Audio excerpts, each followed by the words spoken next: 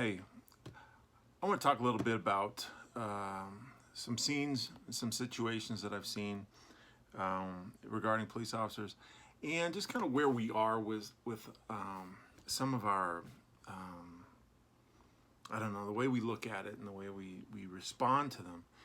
Um, and it's been sparked by this most recent incident in New York with these police officers responding to a call of somebody getting shot with a squirt gun, squirted with a squirt gun. So the police came to do whatever they were going to do there, and a group of youths poured water on them and mocked them and called them names and all that. And the officers just walked away without making any arrests. And so far, 3 people have been arrested in that case. A couple things. First off, I'm not. If you've got 4 or 5 officers and you've got a whole neighborhood of people who are obviously not in support of you, and something like that happens, I would say that that it goes back to discretion is the better part of valor, and to walk away from that is probably the most intelligent and mature thing you could do. Now, I've seen things about those officers, some commander, some in NYPD or something, kind of chastised them and said that maybe if they're willing to walk away from something like that, that they should maybe think about whether or not policing is for them. And to that, I would say I think they showed that it actually is for them, because they were mature enough to say this doesn't make any sense for us to increase our use of force greater than presence, to now try to do something in this situation, because it would have gone very bad. If anyone remembers the movie Do the Right Thing by Spike Lee back in the 90s, I can totally see that, a real life occurrence of that final scene in Do the Right Thing. And so to me, those officers should be getting nothing more than support from New York City Police Department, because to me, I believe that they saved a huge international incident that would have not ever gone well for the police. Ever, ever, ever. Nothing those police officers could have done in that moment would have improved the situation more than them walking away. And that is my opinion. It is an educated opinion, and it comes from a position of realism and common sense. So if officers are putting them down and saying they should have arrested them right then and there, yeah, no, that would make no sense. But that's my opinion on their actions. This event in Arizona, Phoenix, I think it was, with the officers in Starbucks and getting asked to leave out of Starbucks. And then law enforcement's incensed. How could people want us to leave Starbucks and all that stuff? And I saw the memes out. If somebody doesn't want to be around police officers, they're probably a criminal and all that stuff. At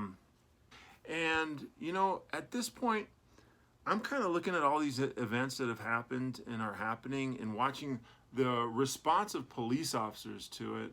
And everybody's enraged, and everybody's incensed, and everybody's upset about things. And I'm like, it's like so many other things in our society. We keep starting out at being enraged. We keep starting out at being upset. I think we're past being upset now. I think we're past being enraged. These are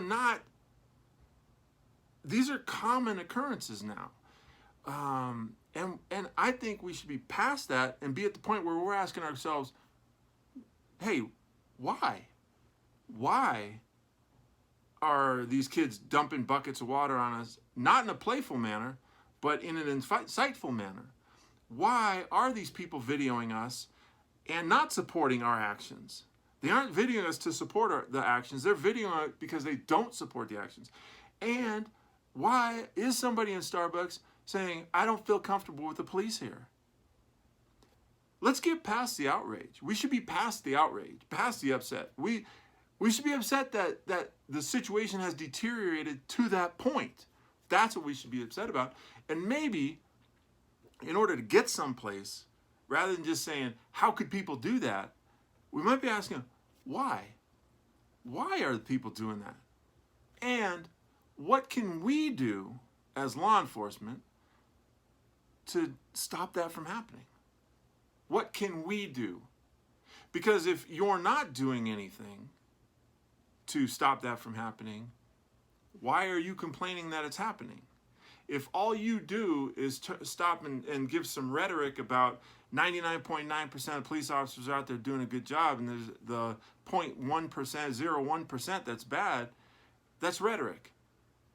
What are you doing, especially in that moment or prior to that moment, to make things better? I saw one very good one, and this is something that I thought about with the deal in Arizona, is I would have definitely bought that person a scone. And people say, well, why would you do that? Why'd you buy them something? They don't like you. Okay. They don't like me because they don't know me. They don't like me because they are putting on me a stereotype. I'm not that stereotype. So now I buy them a scone. I don't look at it as a sign of weakness. I look at it as a sign of strength, confidence. I'm so confident in myself that I can treat you well even when you mistreat me. What's weak about that? There's nothing weak about that. So, to me, law enforcement, we should be past the outrage, past getting upset.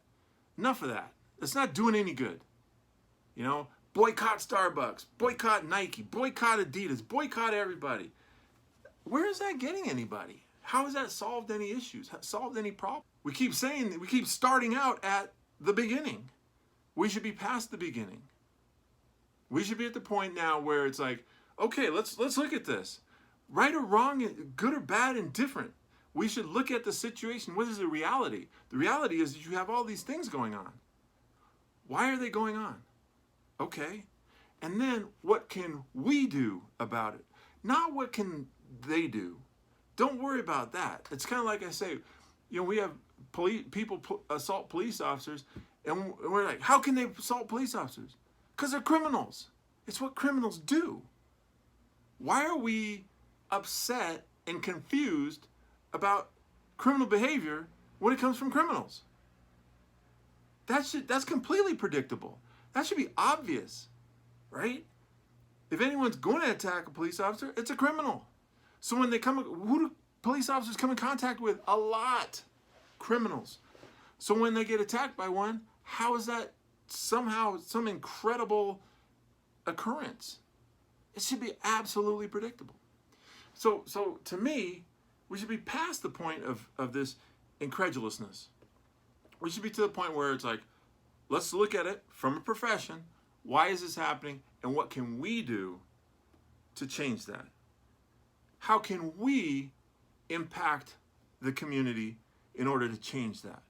How can we treat people well, even in the face of mistreatment, in order to change that? I think if we get to that point and move past the beginning all the time, fine, you can come up with all the excuses you want, right? And you can never experience any positive change. And you can say, everybody hates me, nobody likes me. All right, you're right. Whatever you say about your life, you're right. This is just my opinion, right? This is just my opinion. But I think we have to get out of the mindset that the community needs to come around. No. Law enforcement is only responsible for themselves. So what are they doing? What is law enforcement doing? What are we doing as police officers in the profession in order to meet the community where it needs to be met? Remember that. I can treat you like a human even when you mistreat me. That is a sign of strength and it is a sign of confidence, not a sign of weakness. Hey, thanks for tuning in. Anyway, talk to you later. Thanks.